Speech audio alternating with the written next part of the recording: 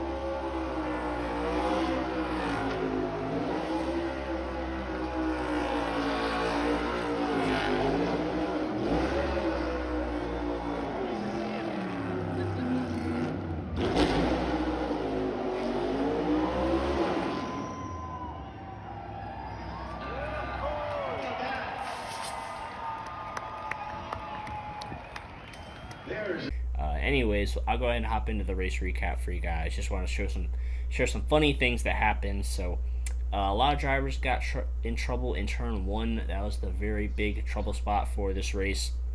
Justin Haley, Denny Hamlin missed turn one twice.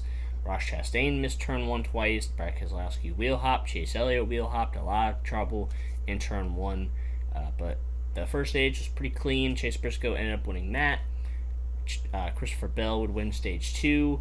For those first two stages, obviously a lot of drivers pit before, some stay out, so a lot of strategy involved there. Stage three is obviously where things pick up as always. Kyle Larson made really hard contact with Ty Dillon entering turn one. It appeared that he had some type of brake failure, but Hendrick Motorsports came out on Monday and said that there was no mechanical failure, so Kyle Larson, maybe he just, I don't really know what happened. Maybe he locked up the brakes and the car just didn't turn. I have no idea. It was just kind of a really weird situation. We're not really sure what happened. It looked like there was a mechanical failure, but that ended up not being the case. So kind of interesting. It was a really hard hit for both drivers. Glad to see they were both okay. And then Christopher Bell, he blew a right front tire, and the caution came out with 6 laps to go. We were right in front of it where the debris was when that caution came out. And then the restarts started happening. Restarts were crazy all day long, but you put 3 laps to go, the restarts are going to be crazy. So Tyler Reddick and Chase Elliott were on the front row.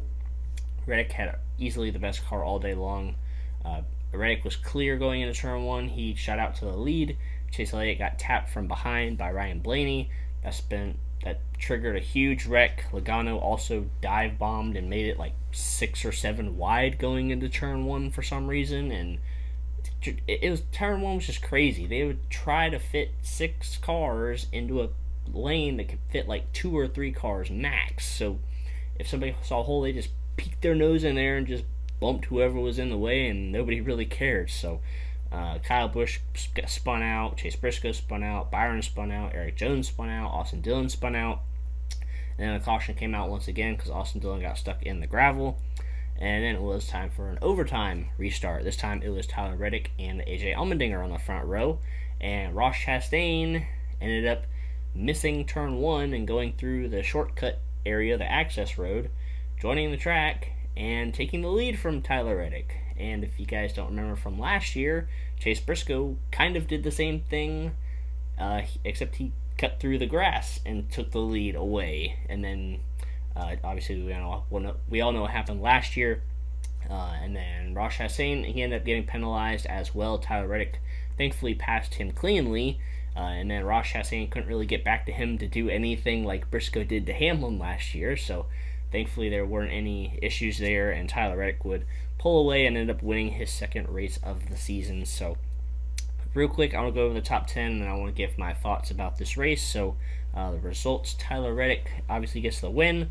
3 rookies finished second, third, and fourth. Austin Cindric, Harrison Burton, and Todd Gilliland. Huge shout out to those guys. I know there was a lot of carnage late, but those 2 drivers again who just finished top 5. Repeat those last 2 names. What were you saying? Sorry, go ahead. Come on, man.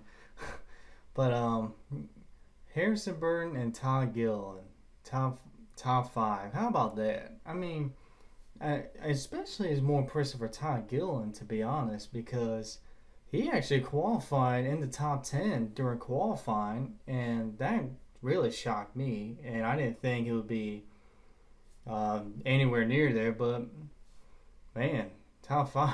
That's crazy for both of those drivers.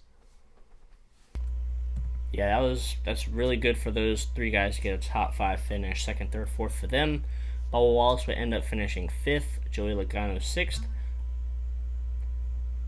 AJ Allmendinger ends up finishing 7th. Great run for him, especially since he had a issue with his cooling suit, apparently. So he was really exhausted. He exhausted all that stuff after the race, so good for him. Back to Joey Logano real quick. I forgot. Yeah, he plowed his way through the field and finished 6th. So congratulations to him for doing that after that crazy restart and move of his that took a lot of drivers out. But, gotta do what you gotta do, I guess. But Michael McDowell, we always expect him to do good on these road course races. He finished 8th. Good run for him. And, Cole Custer 9th. Great job. his, you know, good job. Anyways, but this guy in 10th place, Chris Buescher, he finished 10th. I don't know how in the world he finished 10th. His car was literally on fire on pit road. Smoke was blowing out the passenger side window. I don't even know how. I don't know if he went a lap down, how many laps he went down.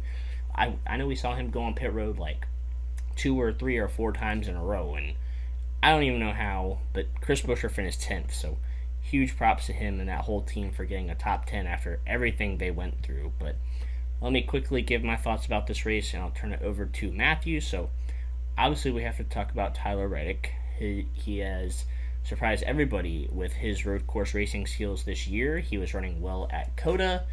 He obviously won Road America, and now he's won here at the Indy road course, and he held off drivers like Chase Elliott, A.J. Allmendinger, other great road course racers to win this race. So props to Tyler Reddick.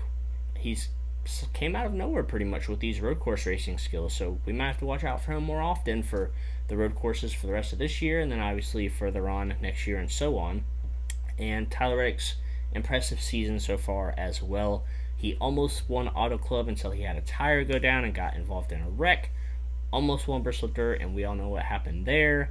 He won Road America, and then the announcement came out that he was going to 2311 in 2024, so everybody was like, oh, what's going to happen with Tyler Reddick? Are they going to, tank his team? Is he going to have a ride next season with RCR? All that stuff. All that drama came out to like 2 weeks after he won Road America, and now, fast forward to now, he wins at Indy, so very impressive, very resilient effort from Tyler Reddick and that team. I hope that everything that happened with the announcement of 2311, I hope that doesn't impact the rest of this season. I hope Richard Childress sees that, they have a good chance to contend for a championship this year. So hopefully they put all their effort into Tyler Reddick and everything they have, everything they can to help him possibly go for a championship this year.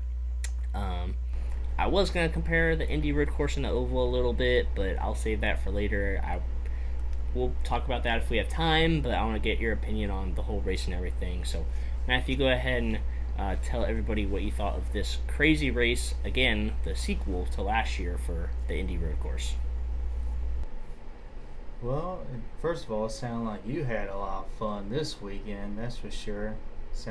Especially since you were there last year and this year. I'm sure there were a lot of similarities from your viewpoint, but first of all, congratulations, Tyler Reddick. His second win this season. He got his first 2 wins this season, and that's impressive. Especially, I didn't predict that he would win multiple races this year, so he's exceeding my expectations. And especially with all that whole 2311 racing controversy that happened, I thought this team was done for the rest of the season. I thought this team was done next year. But I'm glad he's still able to have race-winning speed and race-winning cars.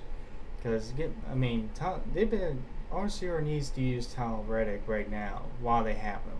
He's their best chance to at least try to compete for a championship. At least try to, even though RCR is not a top-tier organization. So they need to use this opportunity right now to make sure Tyler Reddick has the best cars.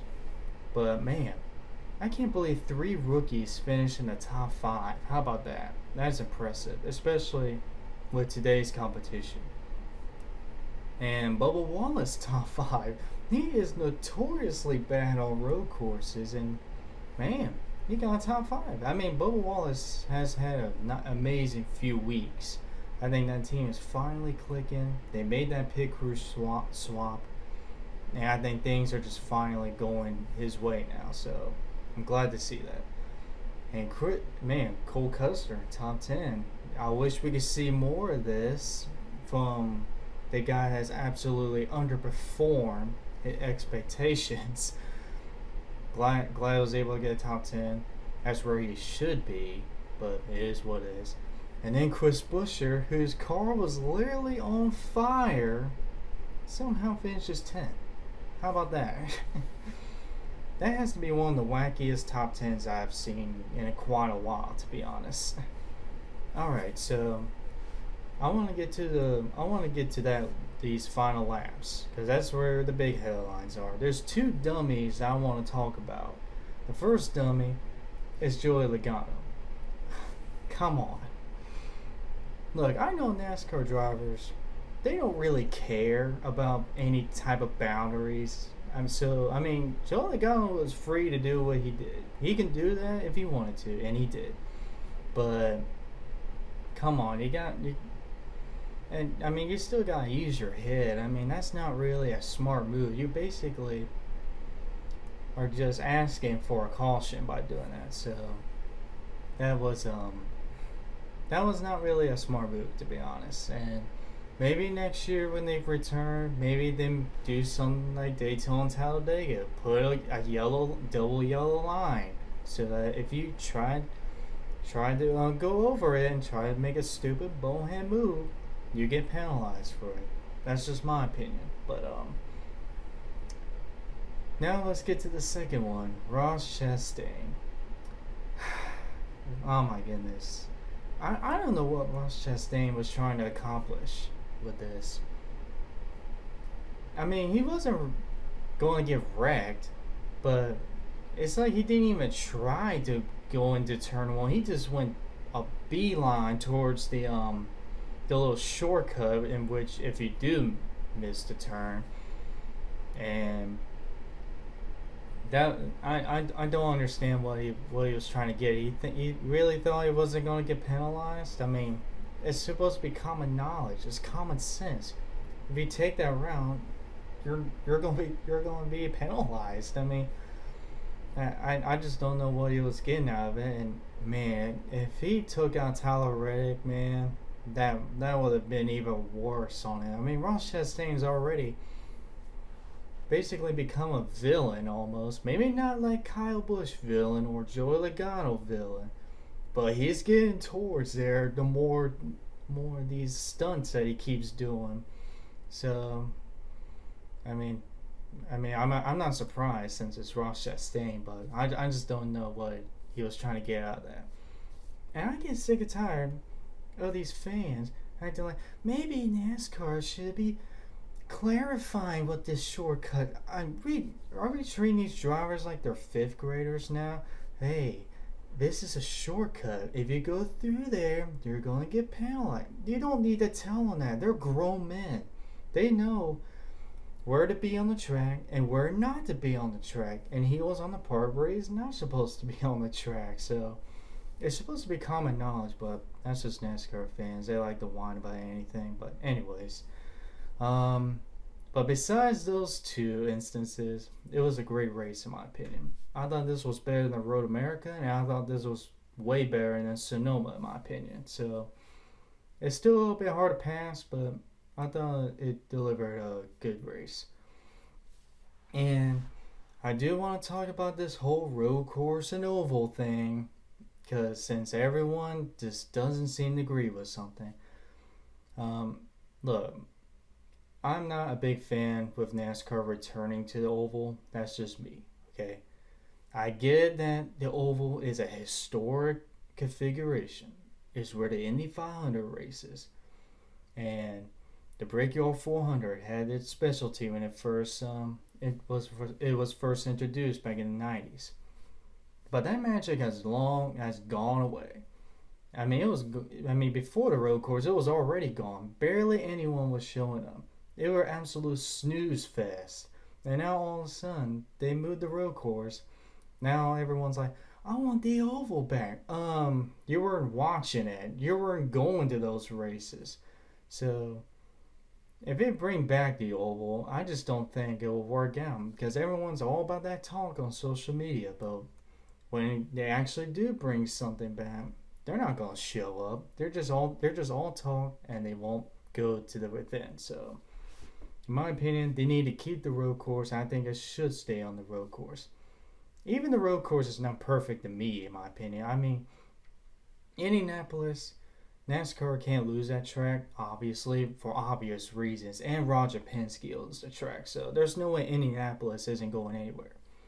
If it wasn't the case, why not put them in the IRP? We saw the Truck Series return there. That was an amazing race. Classic short track racing. But we gotta stay. I mean, NASCAR's gotta stay at Indy because based on the history there. But I mean, it's always gonna be an IndyCar track regardless. I mean, IndyCar basically owns that track. That's what Indianapolis Motor Speedway is known for. Is in the Indy 500, IndyCar racing. So I feel like no matter what NASCAR does, oval road course is always going to be an IndyCar dominant race. So Indianapolis Motor Speedway and NASCAR are in a weird type of relationship right now, especially with drivers and fans. They just can't agree on one thing. They don't agree with the oval and they don't agree with the road course. So I don't know what to do. There's really no solution to it. I mean, Roger Penske owns the track, like I said, and that means it's not going anywhere on the schedule. So, yeah, it's in a weird state. But in my opinion, I love the road course way better because the ovals have been absolute snooze fest over the years. I mean, there's not a lot of memorable moments in the Brickyard that wasn't from the '90s or even the early 2000s. If you go like 2008 to what was it, 2019, the last time they raced on the oval, there's not a lot of good highlights because they're all snooze fest. So that's just my opinion. But yeah, other than that, congratulations to Reddick, and we'll see if he becomes a championship contender, which that's kind of a high bar there. Yeah, so really quickly, my quick opinion on the whole road course and oval thing. I've been to both road course races. I've not been to the oval for a NASCAR race, but I think the crowd this year was just as big, if not bigger, than last year. The grandstands, they were obviously scattered, but the infield was pretty packed. Like, general admission is $35, and you can go just about anywhere in the infield you want, and it was pretty packed in the infield. So the crowd showed up. I heard it was like 130,000 people, which is pretty darn good for Indianapolis Motor Speedway for a Cup Series race. So, yeah, I'm glad that the fans came out and that they're enjoying the road course. I just wish that there was room for both on the schedule, and that's probably never going to happen, but I wish there was room for a road course race and an oval in the same year. Apparently, Roger Penske mentioned that he's thought about the idea of like going back and forth between the road course and the oval. So I don't know. We'll have to see how it goes. I just wish that there was a mix of both because the oval has that history, that crown jewel feel to it, whereas the road course kind of brings more of the entertainment factor. So I wish there was a way to do both. Probably not going to happen, but I'm kind of torn on which one I would prefer, having one over the other. I guess I'd kind of lean towards the road course, having the entertainment factor rather than a not so entertaining oval Brickyard 400. So I don't know. Hopefully that can get situated and figured out, but at least this year that there weren't any issues with curbs this year. It was just drivers being a little bit dumb going into turn one. So, if the drivers can have a tiny bit more respect for each other, I think next year's Indy road course could be a pretty good show. So, without further ado, we'll go ahead and rate this. Or actually, I quickly want to go over the playoff grid. Ryan Blaney is 25 points ahead of Martin Truex Jr. for 15th place. That's important just in case somebody below the cut line were to win a race. Then it would be between Blaney and Truex for that final spot. But if nobody else wins, Blaney and Truex are pretty much almost guaranteed to get in on points. Everybody below the cut line is in a must-win situation like Harvick, Almirola, Bubba, Brad Keselowski, Chris Buescher, etc. Anyone below the cut line basically has to win at this point. Now we can go ahead and rate the race. So for me, being at the racetrack, I'm going to be a little biased, so I'll give it like a 9.5 out of 10. I liked how all of the strategy worked. There were a bunch of different drivers leading the race at one point. Tyler Reddick had the best car. He ended up winning the race. So overall, I thought it was very exciting. Threw a little bit of drama in there at the end too with all those late race cautions and crazy restarts. So I'll give it a 9.5 out of 10. So Matthew, we're going to go ahead and rate this race before we go ahead and wrap it up. I think I'll give this race an 8 out of 10. I thought this was a really great race. Obviously, the ending made things even crazier. Can't give it a 10 out of 10 because those dumb moves basically turn into chaos. So I'll have to give it 8 out of 10. All right. So, as for our fantasy update this week, you ended up beating me by 5 points. You got 192 points. I got 187 points. So that brings our grand totals for myself to 3,967, and you have 3,958. So I have a 9-point lead as we head into next week at Michigan. We're keeping it close. I'm telling my other friends this. I'm surprised how close it's been all season long between you and I. I don't think it's been more than like a 50-point gap between the two of us. So I'm glad it's competitive. Glad it's keeping, staying that way. Hopefully it keeps staying that way throughout the rest of the season. But anyways, Matthew, do you have any other closing thoughts before we go ahead and wrap up this video? Well, since we're not gonna be able to do a preview video this week, since he got back home a little bit later, and this is gonna be released later, I'm gonna give a little cliff notes of heading into Michigan. So Austin Hill's making his Cup Series debut for RCR in the 33, which could be Tyler Reddick's replacement in a couple years. We'll see. Even though Sheldon Creed has also been getting better to Xfinity, but that'll be interesting to see. There's also the whole Kyle Busch thing with the free agency stuff. I mean, we don't know what's going to happen, even though he says he's willing to take a pay cut, but him going to Stewart-Haas Racing is still a possibility because Kevin Harvick said he wanted to be his teammate, so which is kind of ironic considering how it was a decade ago with those two. But we'll see how that goes. But yeah, I cannot wait to see how Michigan goes, since Michigan's sort of like Auto Club, even though Auto Club is a whole different surface. So we're probably not going to get the exact same race as that, but hopefully something similar. Yeah, I'm sure. I know you're quite stressed about the whole Kyle Busch silly season thing. So hopefully, I'm not stressed. I think you are just a little bit, but hopefully that can get worked out soon. There's been all types of rumors and stuff, but we're not going to know until there's an official announcement. So maybe we'll have to do a more in-depth video about that later on. But we hope you guys enjoyed this race review about Indianapolis. Make sure you guys stay tuned to our social media. All that stuff will come out with our Michigan review a little bit after the race. But make sure you guys stay tuned, and we will see you guys in our next video.